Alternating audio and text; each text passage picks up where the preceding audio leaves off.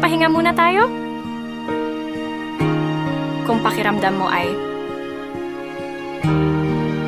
wala nang saysay ang pagsisikap mo, kung pakiramdam mo ay walang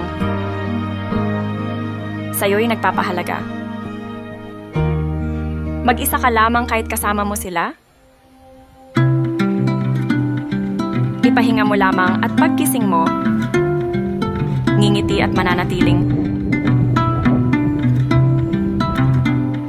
positibo sa mga gagawin mo sa buhay. Basta pahinga ka lang.